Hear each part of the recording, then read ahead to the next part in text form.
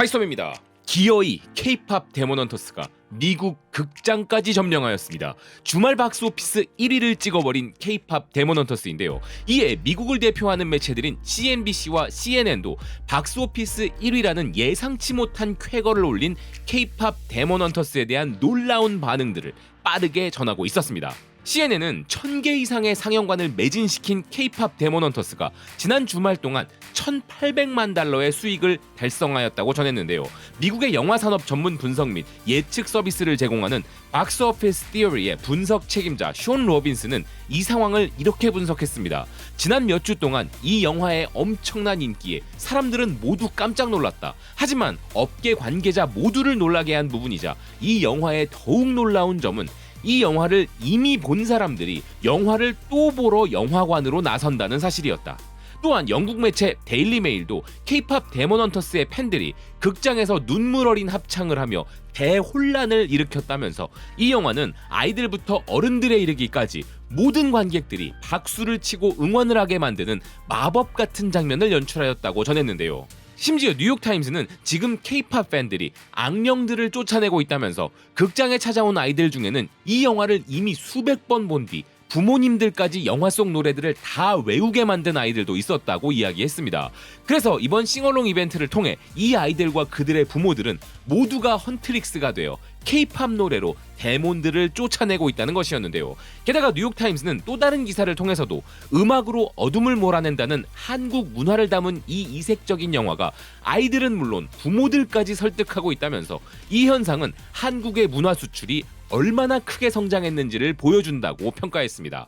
그래서 K-팝 데몬헌터스가 또다시 넷플릭스 순위에서 압도적인 차이로 1위를 재탈환한 것은 너무나 당연한 일이었는데요. 뿐만 아니라 이런 엄청난 흥행 속에 K-팝 데몬헌터스는 미국 대중음악 역사의 길이 남을 대기록까지 세워버린 상황입니다. 그 기록은 현재 전 세계적으로 엄청난 이슈가 되고 있는데요. K-팝 데몬헌터스는 영화 사운드 트랙으로서는 최초로 4곡이 동시에 빌보드 핫백 차트 10위권에 진입하는 역사상 전무후무한 엄청난 기록을 세운 것입니다. 그냥 빌보드 핫백 차트 안에 4곡을 진입시킨 것도 대단한 일이고 그런 영화들이 이전에도 4편이 있었지만 4곡이 10위권에 오른 영화는 처음인 것인데요. 정말 놀라운 점은 우리에게 OST로 너무나 잘 알려진 라이언킹, 보디가드, 겨울왕국 같은 영화들의 빌보드 기록들은 K-팝 데몬헌터스가 세운 기록에는 근접도 하지 못한다는 것입니다.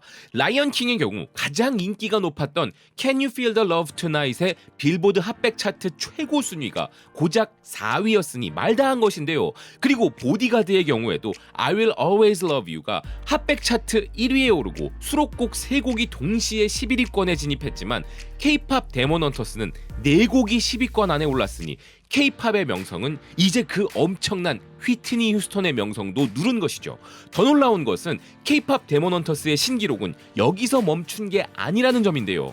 K-팝 데몬헌터스는 무려 45년 만에 처음으로 영화 사운드 트랙 3곡을 동시에 빌보드 핫백 탑 5에 올리는 놀라운 기록을 세운 것입니다. 마지막으로 이 기록에 도달했던 영화는 무려 1978년작 존 트라볼타 주연의 토요일 밤의 열기였는데요. 아직 이 영화를 기억하시는 분들 많으실 텐데 이 영화는 단순한 영화가 아닌 전 세계 대중문화의 흐름을 뒤흔든 작품이었죠. 그런데 그런 엄청났던 토요일 밤의 열기 이후 그 누구도 달성하지 못했던 기록을 K-팝 데몬헌터스가 달성한 것입니다. 미국의 버라이어티 또한 빌보드 핫백 10위권 안에 무려 4곡이 진입한 것은 영화 사운드 트랙 앨범으로는 역사상 최초의 일이라면서 핫백 차트 안에 영화 수록곡들이 번갈아가며 진입한 사례들은 있었지만 4곡이 동시에 10위 안에 오르면서 줄 세우기를 시킨 영화는 처음이라 보도했는데요. 그러면서 기사는 사운드 트랙 중 골든이 잠시 빌보드 핫백 차트 1위 자리를 빼앗겼었지만 그것은 빌보드 순위에 큰 영향을 미치는 라디오 점수 때문이었는데 이제는 골든이 미국 라디오에서도 본격적으로 나오기 시작한 데다가 스트리밍의 힘이 워낙 압도적이라 다시 1위 자리를 탈환했다면서 그 덕분에 영화 속 다른 노래들의 본격적 순위 상승 가능성도 더욱 높아졌다는 분석을 내놓았습니다.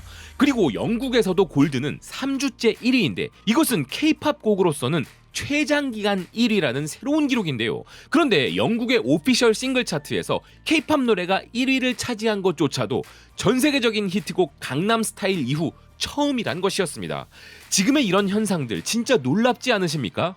개인적으로는 이 놀라운 현상들이 솔직히 믿겨지지도 않습니다만 이 모든 에너지가 오롯이 우리나라의 문화 영향력, 대한민국의 소프트 파워로 전이되고 있다는 것이 정말 우리에게는 큰 축복이 아닐까 하는데요. 한 가지 예로 미국 보스턴 대학에서는 한국 문화 축제를 홍보하는 데 있어서 K-팝 데몬헌터스 사운드 트랙을 감상하러 오라는 말이 최고의 홍보 도구로 사용되고 있다는 보스턴 대학 매체의 기사도 있었습니다. 한국 전통 문화와 현대 문화를 알리는 이런 축제에서도 K-팝 데몬헌터스 봤어? 그럼 이 축제에 와서 진짜 한국을 즐겨봐 라는 말 한마디가 그 어떤 홍보도구보다 강력한 힘을 발휘한다는 것이죠. 아울러 우리 말의 전세계 전파는 말할 것도 없습니다. 캐나다를 대표하는 공영방송 CBC는 이 K-팝 데몬헌터스의 광풍에 대하여 예술문화 전문 팟캐스트를 통해 특집 방송을 하기도 했는데 여기에 참여한 패널들은 극장의 싱어롱 이벤트를 갖다가 관객들이 한국어 가사를 따라 부르는 것에 놀랐다는 이야기를 하고 있었는데요. 특히나 어린아이들이 한국어 가사로 노래를 부르는 걸 본 것은 정말 멋진 공동체 경험이었다고 패널들은 이야기했습니다. 이렇게 우리말의 아름다운 소리를 외국의 어린아이들이 일찍부터 친숙하게 들으며 자란다는 것은 그들에게는 한국의 언어와 문화가 말 그대로 각인되고 있다는 것인데요. 그래서 또 하나 여기에서 생기는 현상은 바로 이제 전 세계 미래 세대들은 대한민국에 대한 긍정적인 인식도 확고해진다는 것입니다. 마침 미국의 CNN도 이에 대해 중점적으로 다루고 있었는데요. 기사는 미국의 아이들이 K-팝 데몬헌터스에 푹 빠져있는 현재 그들이 왜 그렇게 이 영화를 사랑하는지 물어보았다는 것이었습니다. 그러면서 기사는 11살 로리 앤 포터라는 어린이는 매일 K-팝 데몬헌터스를 시청하고 있고 이미 50번 이상 봤다고 말했다면서 심지어 이 어린이는 자신이 이 영화를 알리는 전도사 역할도 하고 있다고 말했다는 것이었는데요. 그래서 이 기사를 쓴 기자는 자신도 아직 이 영화를 보지 않았기에 왜 이 영화를 봐야 하는지 설명해달라고 부탁했다는 것이었습니다. 그러자 이런 대답을 들었다는 것이었는데요. 전 세계가 그들을 팝스타로 보지만 실제로는 혼문을 가지고 악마들과 싸우고 있어요. 혼문은 악마와 인간을 분리하는 방패 역할을 하고 그들은 노래를 부르면서 악마를 막아내요. 이렇게 현재 미국의 아이들은 이 영화에 깊이 빠져 있었다는 이 기자는 많은 아이들과 이야기를 나눠본 결과 K-팝 데몬헌터스는 선이 악을 이긴다는 고전적이고 단순한 이야기가 아니라 정체성과 자기 수용에 대한 감동적인 탐구라는 점을 느꼈다는 것이었습니다. 이렇게 이 영화를 통해 우리는 전통적인 권선징악의 구도를 넘어 한국 대중문화가 가진 문화적 포용성까지 우리의 소프트 파워로 쌓아가고 있는 것이죠. 그리고 현재 미국의 아이들은 단순히 이 영화를 보는 것을 넘어 영화에 대한 열띤 토론도 벌이는 모습을 보였다면서 그래서 이 기자 역시도 그런 그들의 말에 설득을 당하여 이제 이 영화를 꼭 봐야겠구나 싶었다는 것이었습니다. 그리고 이를 더 직접적으로 묘사하는 또 다른 매체는 SF 크로니클이었는데요. 이 영화는 놀라운 애니메이션에 뛰어난 K-팝 음악들이 매력을 더하지만 무엇보다도 선과 악의 대결이라는 구도와 함께 진실을 말하는 것의 중요성을 가르쳐준다면서 이 작품은 한국 문화에 대한 깊은 애정을 담아 만든 기념비적이고 독창적 작품이라 설명하고 있었습니다. 기사는 이 영화가 선과 악의 대결과 악을 음악으로 이겨낸다는 개념에 더해 자신을 더 사랑하라는 깊은 메시지를 담고 있다는 것이었는데요. 즉, 전 세계 미래 세대들에게 대한민국은 이런 이미지로 각인되고 있는 것입니다.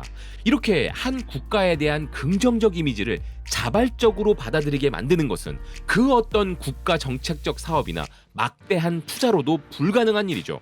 그런 시도와 세뇌를 무력으로 행하는 국가들은 있으나 이를 오직 문화의 힘으로 해낸 전 세계 유일한 국가는 대한민국인 것인데요. 실제로 K-팝 데몬헌터스는 이전까지 존재했던 그 어떤 한류 콘텐츠보다 강력한 힘을 가지고 있습니다. 그런데 놀랍게도 이 영화는 우리나라가 만든 것도 아니고 우리가 배급한 것도 아니며 투자를 한 것도 아닌데요. 그렇기에 이 영화에 대한 우리의 애정과 감사함은 더욱 커야 한다고 생각합니다. 또한 이렇게 한국 문화의 정수를 담기 위하여 노력한 한국인 제작진들의 노고는 절대 잊어서는 안 될 것이며 속편이 제작된다면 그 또한 감사한 일이 될 것인데요. 이렇게 K-팝 데몬헌터스가 전 세계에 펼친 혼문은 한국 문화라는 이름으로 세계 대중문화계에 새 역사를 쓰고 있으며 한류의 물결이 전 세계에 가득 차고 흘러넘치게 하고 있다는 생각입니다. 시청해주셔서 고맙습니다. 또 뵙겠습니다.